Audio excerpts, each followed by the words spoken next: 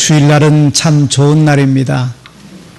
왜냐하면 우리가 함께 모여서 하나님 앞에 예배하고 하나님의 말씀을 통해서 위로와 평안을 얻고 마음에 쉼을 얻을 수 있는 날이기 때문에 주일날은 참 좋은 날입니다. 뿐만 아니라 식구들이 서로 바쁘게 한 주간 지나다가 주일이 되면 온 가족이 이렇게 다 함께 모여서 예배당에 나와 하나님 앞에 예배하고 함께 얼굴을 맞대며 지낼 수 있다는 것이 얼마나 감사한지 모릅니다. 우리 사회가 고도로 산업화 사회로 발전돼 가면서 가장 큰 희생을 당하고 있는 것이 가정이라 저는 그렇게 생각을 합니다. 옛날에 농사 짓고 살 때는 그리고 문명이 발달하기 전에는 온 식구들이 모여 살았습니다. 장가를 가고 시집을 가도 다 가까이 살았습니다. 요즘은 산업이 발달하면서 이제는 농경시대 사회가 아니라서 일을 따라서 식구들이 뿔뿔이 흩어져 살아가고 있습니다. 그리고 무엇이 그렇게 바쁜지 함께 모여서 제대로 이야기 나눌 시간도 없이 식구들이지만 살아가고 있습니다. 예.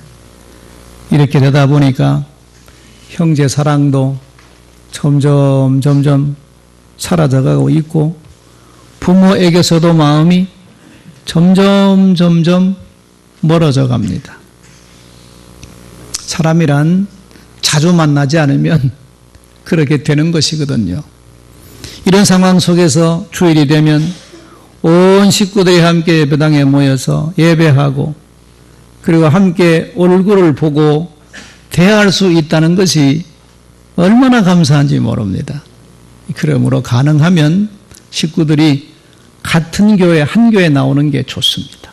그래야 주일날 한번 이렇게 얼굴을 만나 뵈고 손자도 보고 손녀도 보고 이렇게 나눌 수 있고 만날 수 있는 것이 얼마나 감사한지. 그래서 주일은 참 좋은 날입니다. 지난 주일은 어린이 주일이었고 오늘은 이제 어버이 주일입니다. 그래서 오늘은 자녀와 부모와 자녀에 대해서 한번 생각하면서 말씀을 통해서 여러분과 은혜를 나누려고 합니다. 여러분, 자녀와 부모는 무슨 관계입니까? 이렇게 물으면 뭐라고 말할 수 없는 관계 아닙니까? 부모와 자녀의 관계는 뭐라고 설명할 수 없는 관계입니다. 그렇죠? 부모와 자녀는 그야말로 좋은 관계고 뭐라고 설명할 수 없는 관계입니다. 하나님이 맺어주신 관계입니다. 이 좋은 관계다. 이 좋은 관계, 하나님께 주신 이 좋은 관계를 우리는 잘 유지해야 됩니다. 그러기 위해서는 먼저 자녀들은 부모님은 내게 생명을 전달해 주신 분이라는 것을 잊지 말고 기억해야 됩니다. 부모님은 내게 생명을 주신 분입니다. 이것 하나만 우리가 바로 알아도 부모님에 대한 고마운 마음은 말로 다 할 수 없는 것 아니겠습니까? 부모님이 계셨기에 내 생명이 지금 여기서 이렇게 존재하고 있는 겁니다. 그러니까 부모님이 살아 계시다는 것 자체만으로 축복입니다. 부모님이 다 돌아가시고 나면 부모님이 살아 계시다는 것이 얼마나 부러운 것인지 그때 가면 알게 됩니다. 조선의 임금이었던 연산군은 어머니 없이 자랐습니다. 어렸을 때 그의 어머니는 아버지 성종으로부터 사약을 받고 죽었습니다. 그래서 어린 연산군은 어릴 때부터 혼자 자랐습니다. 하루는 어린 연산군이 밖에 나가 놀다가 들어왔습니다. 아버지 성종이 물어요. 밖에 나가서 뭘 보았느냐? 그때 어린 연산군이 아버지 성종에게 이런 대답을 합니다. 송아지가 어미소에게 음매하고 부르며 따라다니는 것이 그렇게 부러워서 한참을 쳐다보다가 왔습니다. 어린 연산군의 대답입니다. 그 대답을 들은 성종이 돌아서서 눈물을 흘렸다는 것입니다. 여러분, 부모와 자녀와의 관계는 이런 관계입니다. 뭐라고 설명할 수가 없는. 오늘 보면 1절과 3절을 보면 이렇게 말합니다. 자녀들아, 주 안에서 너희 부모에게 순종하라. 이것이 옳으니라. 내 아버지와 어머니를 공경해라. 이것은 약속이 있는 첫 계명이니 이로써 내가 잘 되고 땅에서 장수하리라. 하나님의 말씀입니다. 부모님이 계셨기에 오늘 내가 있는 겁니다. 따라서 자녀들은 마땅히 부모를 순종하고 부모를 공경해야 되는 것입니다. 그럼에도 불구하고 하나님은 그거 잘하면 내가 세상 사는 동안 너에게 복 주고 오래 살게 주겠다고 축복까지 약속해 주시면서 부모를 공경하라. 그렇게 말씀하고 있는 것입니다. 그러므로 부모를 잘 공경하는 여러분 다 되시기를 주의 이름으로 권면드립니다. 그리고 자녀들은, 그리고 부모들은 자식은 내 것이 아니고 하나님께서 내게 주신 상급이라는 것을 기억해야 됩니다. 성경에 가르쳐주고 있는 것입니다. 자녀는 하나님이 내게 주신 상급이요 열매라 그랬습니다. 부모에게 있어서 자식은 분명히 힘이 됩니다. 자식이 있으면 왠지 모르게 마음이 든든해집니다. 자식이 있으면 또 마음의 안정감을 얻게 됩니다. 그래서 힘들어도 자식을 낳으려고 하는 것이 아니겠습니까? 자, 그러면 이렇게 소중하고 귀한 자녀를 우리가 어떻게 키워야 되는 겁니까? 오늘 성경은 말하기를 이렇게 말합니다. 아비들아, 너희 자녀를 노엽게 하지 말고 오직 주의 교훈과 훈계로 양육해라. 자녀들을 노엽게 하지 말고 주님의 말씀으로 잘 양육을 해라. 그렇게 우리들에게 가르쳐주고 있습니다. 부모와 자식은 좋은 관계임에도 불구하고 오늘 이 시대는 이 좋은 관계가 순환을 당하고 있습니다. 자식이 부모를 외면하는가 하면 어떤 자식은 부모를 버리기도 하고, 아니 더 나아 어떤 자식은 부모를 죽이기도 합니다. 또 그런가 하면 반대로 어떤 부모는 자식을 미워하기도 하고 자식을 버리는 부모가 있는가 하면 자식을 죽이는 부모도 있다. 우리가 뉴스를 보면서 충격받지 않습니까? 오늘 이 시대가 이런 시대입니다. 아주 슬픈 시대, 슬픈 세상이 되어버리고 말았습니다. 우리는 이런 세상 가운데 정신을 차리고 하나님이 주신 부모와 자녀의 좋은 관계를 잘 유지해야 됩니다. 아름다운 관계로 우리가 발전시켜 나가야 된다는 것입니다. 자, 그렇게 하려면 두 가지 점을 꼭 유념해야 됩니다.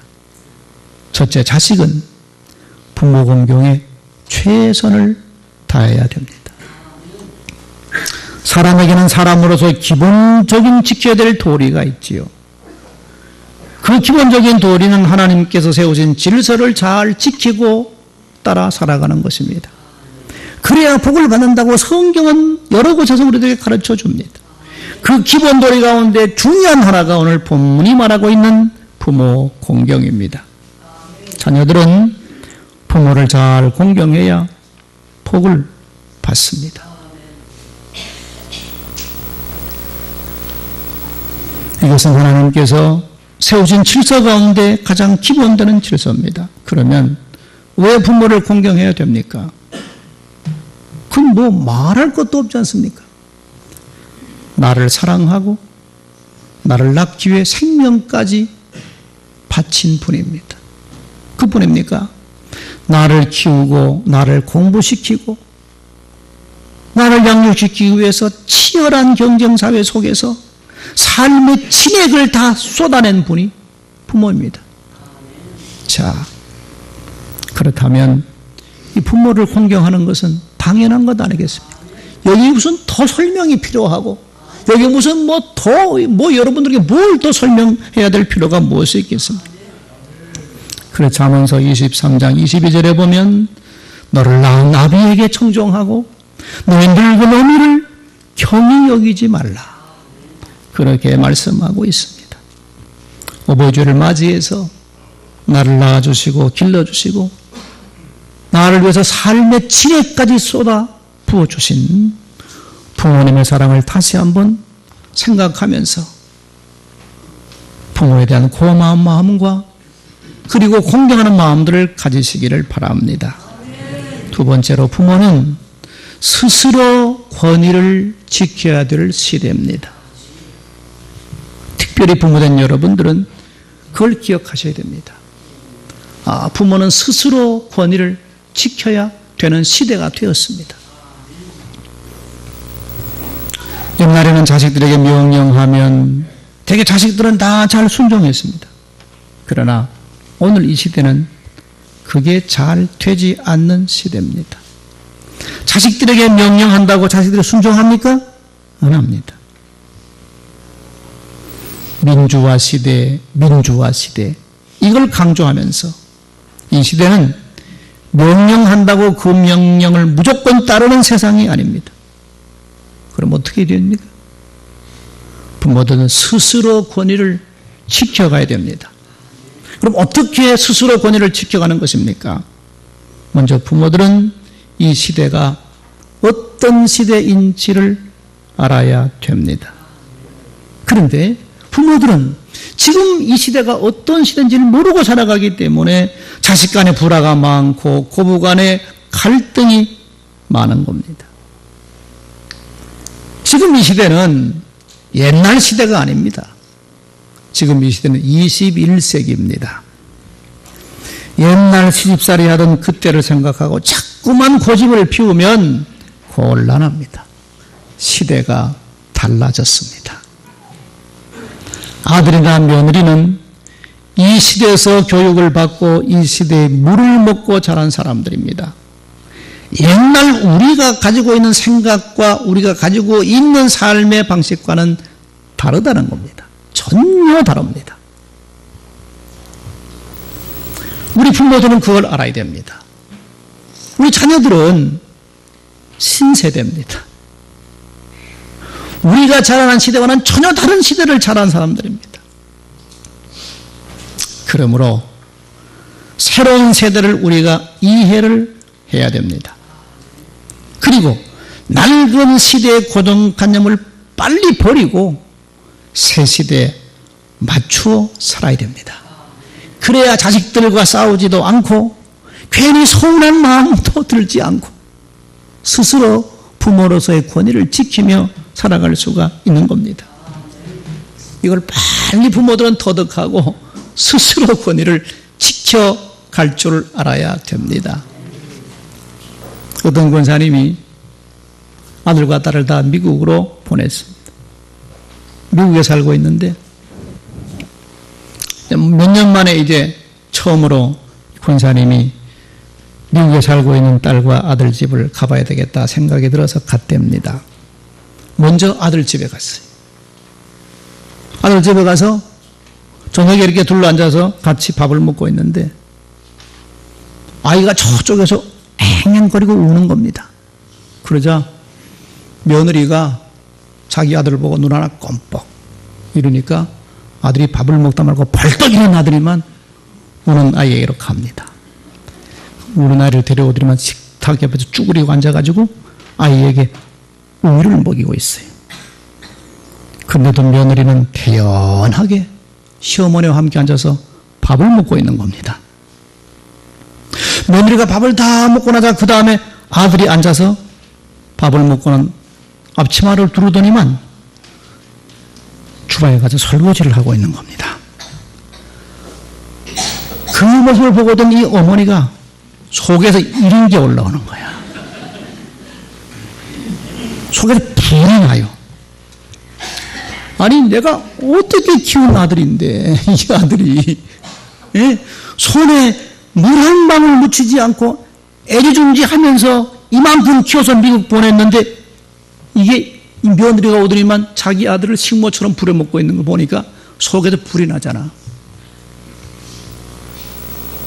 방에 들어갔는데 잠이 안 오더래.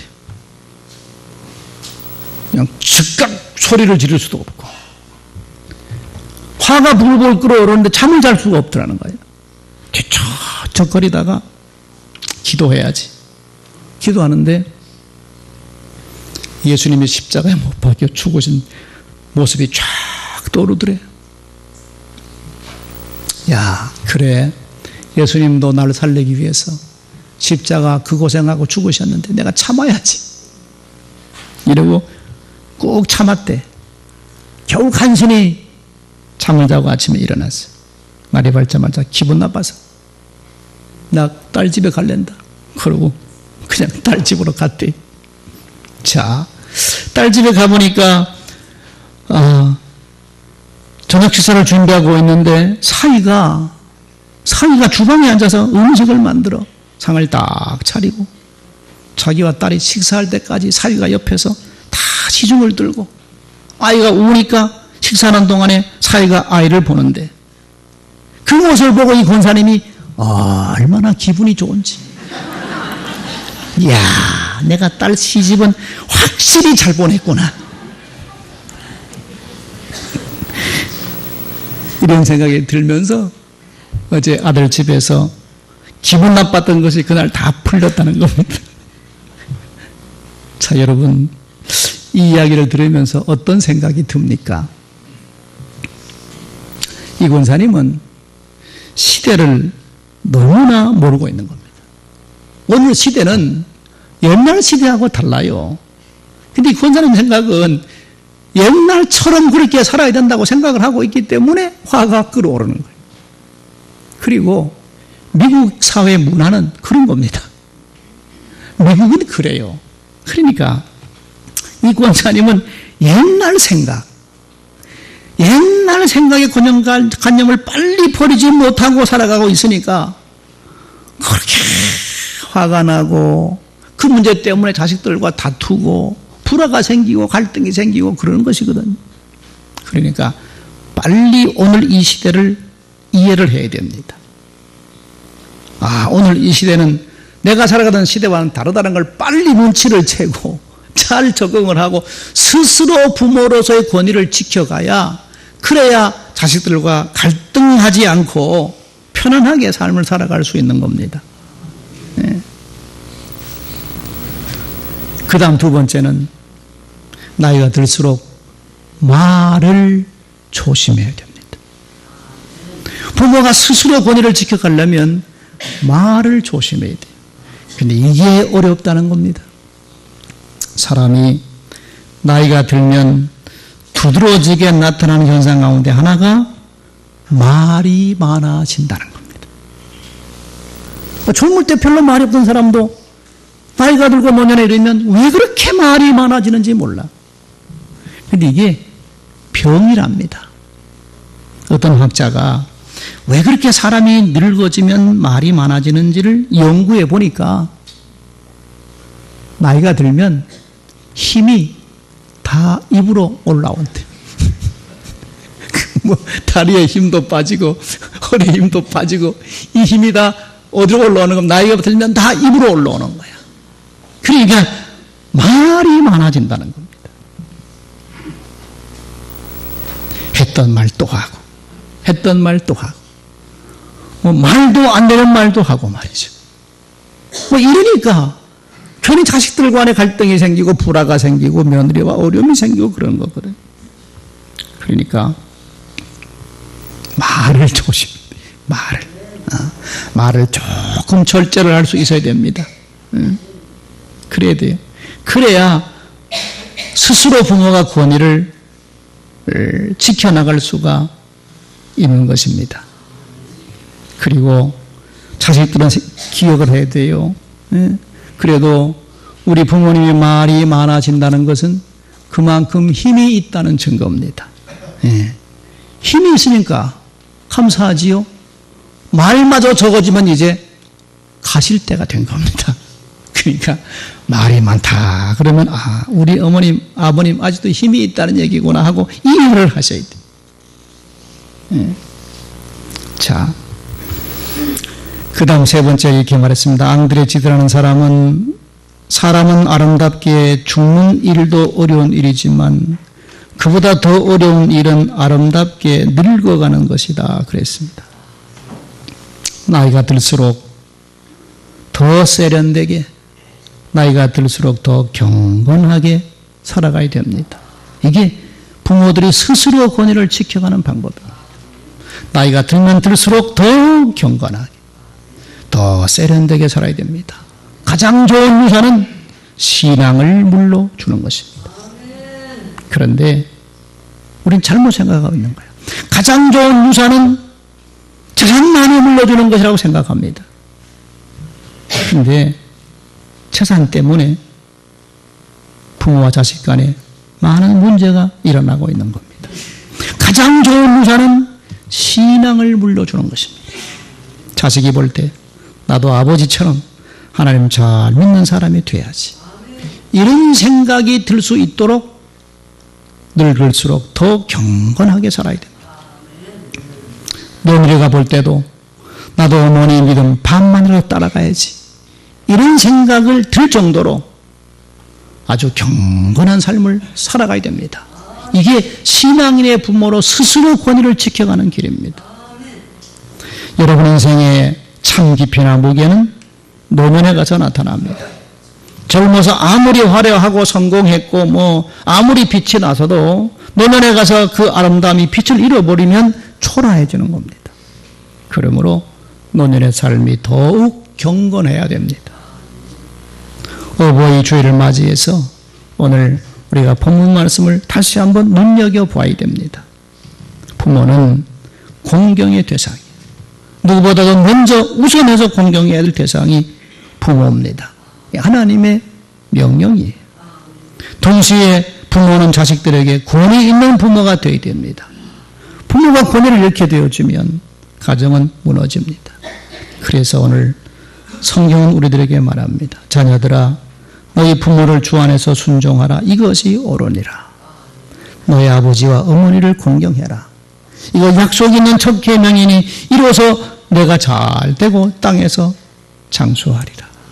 또 아비들아, 너희 자녀를 노엽게 하지 말고 오직 주의 교훈과 훈계로 양육하라. 그렇게 부탁하고 있습니다. 이 말씀이 여러분들의 가정에 그대로 이루어지는 역사, 그런 축복이 있기를 주의 이름으로 축원드립니다. 기도하십시다. 어버이 주일입니다. 주님 앞에 나와서 예배하며 온 식구들 가족들이 함께 이렇게 예배하고 함께 얼굴 보고 대화 나눌 수 있도록 인도해 주심 감사하고 우리에게 가정 주심을 감사합니다. 부모와 자녀의 아름다운 관계가 우리 믿음의 성도들 가정마다 아름답게 열매 맺고 꽃 피게 하여 주옵소서. 예수님 이름으로 기도드립니다. 아멘.